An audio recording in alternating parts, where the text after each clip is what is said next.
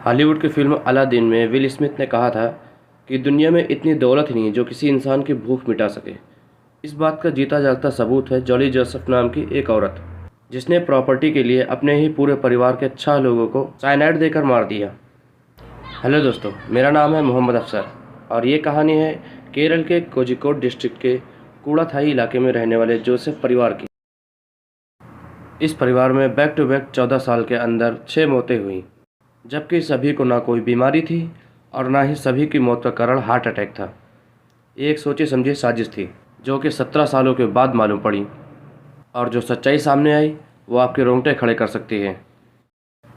केरल के कोझिकोड का पुन्नामट्टम इलाका, यहाँ एक थॉमस परिवार रहा करता था, जिसकी फैमिली में टॉम थॉमस, उनकी पत्नी अनम्मा थॉमस और उनके 2 बेटे रोजो थॉमस और रॉय थॉमस थे।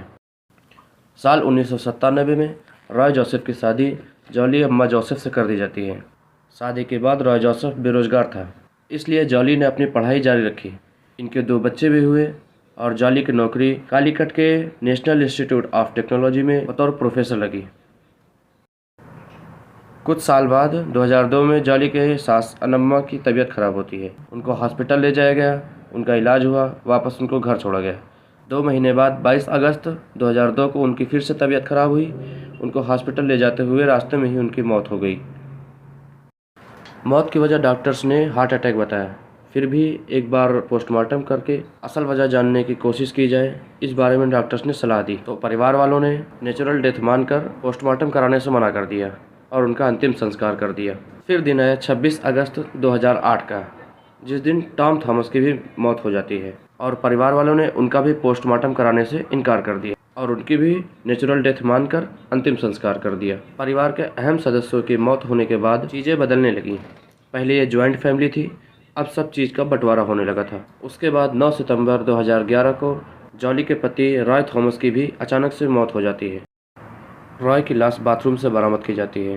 रॉय के मुंह से झाग निकल रही थी, जिससे कुछ लोगों को शक हुआ, जिस पर रॉय के मामा मैथ्यू मंजाड़ियाल ने पुलिस से जांच करने की मांग की।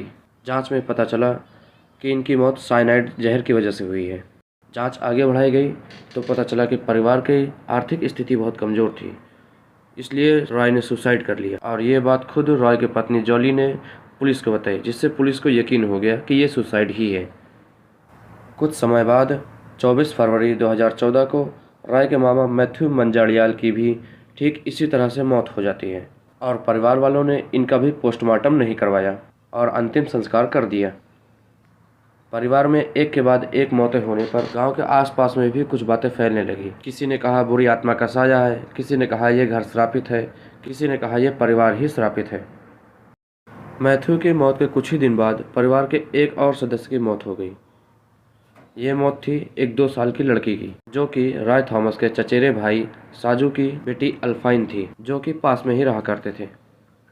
अल्फाइन की मौत के महज 2 साल बाद ही अल्फाइन की मां सिली की भी अचानक से मौत हो जाती है। उसके बाद 2017 में जॉली ने साजू से शादी कर ली। अब परिवार में सिर्फ जॉली, साजू और उसके 2 बेटे थे।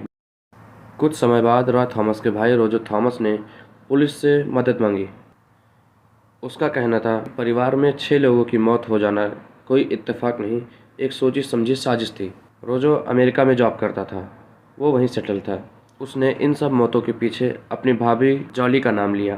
पहले तो पुलिस ने इस बात की गंभीरता को बिल्कुल नहीं लिया, फिर उसके बाद जब उसने कुछ सबूत दिखाए तब पुलिस ने गंभीरता से लिया और इसकी जाँच की।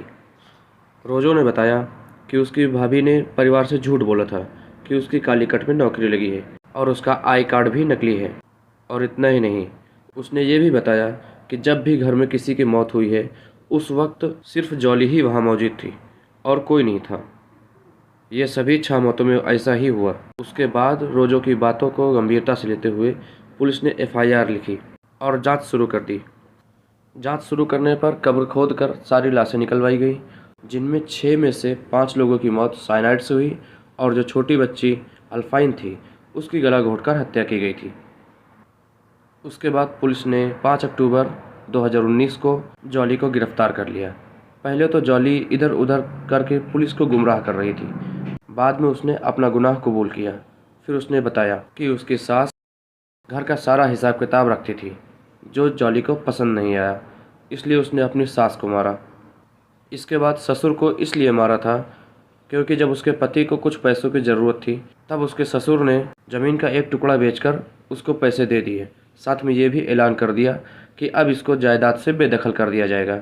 इस वजह से जॉली ने अपने ससुर को भी मार दिया और फर्जी वसीयत बनाकर सारी जायदाद की मालकिन खुद बन गई। कुछ दिनों बाद उसका पति रॉय शराब के नशे में भी रहने लगा, जिससे थोड़ी अनबन होती थी। और इसी टाइम जॉली को रॉय का चचेरा भाई साजू पसंद आ गया था, लेकिन साजू पहले से ही शादीशुदा था और जॉली साजू को किसी भी हाल में पाना चाहती थी।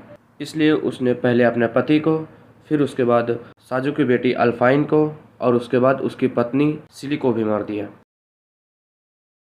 रॉय के मामा मैथ्यू को जॉली ने इसलिए मारा क्योंकि रॉय की मौत के बाद रॉय की पोस्टमार्टम करवाने के लिए उसका मामा मैथ्यू ही जिद कर रहा था। साल 2017 में जॉली ने साजू से शादी कर ली। पूछताछ के बाद पुलिस ने साजू को भी गिरफ्तार कर लिया। पुलिस को शक था कि कहीं साजू भी इस साजिश में शामिल तो नहीं है, लेकिन उसके खिलाफ कोई सबूत न मिलने की वजह से उसको बरी कर दिया गया। पुलिस की जांच में ये भी मालूम पड़ा कि जॉली का पुराना बॉयफ्रेंड MS मैथ्यू ही सुनार प्राजी कुमार से साइनाइड लाकर जॉली को देता था, क्योंकि प्राजी कुमार एक सुनार था और सोने चांदी को साफ करने के लिए साइनाइड का इस्तेमाल होता है, तो उससे वो आसानी से मिल जाता था। फिर पुलिस 1 जनवरी 2020 को 1800 पन्नों की एक चार्जशीट फाइल तैयार करके कोर्ट में पेश करती है। इस खुलासे के बाद जॉली को जॉली साइनाइड के नाम से भी जाना जाने लगा।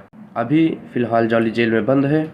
फरवरी 2023 में फॉरेंसिक रिपोर्ट आई, उसमें दावा किया गया कि 6 में से 4 लाशों में साइनाइड के अंश नहीं मिले हैं। इस पर केरल की कोर्ट ने कहा कि इतने सालों की मौत के बाद हो सकता है कि साइनाइड के अंश ना मिले, लेकिन गुनाहगार ने अपना गुनाह कबूल किया है, इसलिए वो जेल में ही रहेगी। तो ये थी पूरी कहानी करिएन साइनाइड की। उम्मीद करता हूँ आपको पसंद आएगी।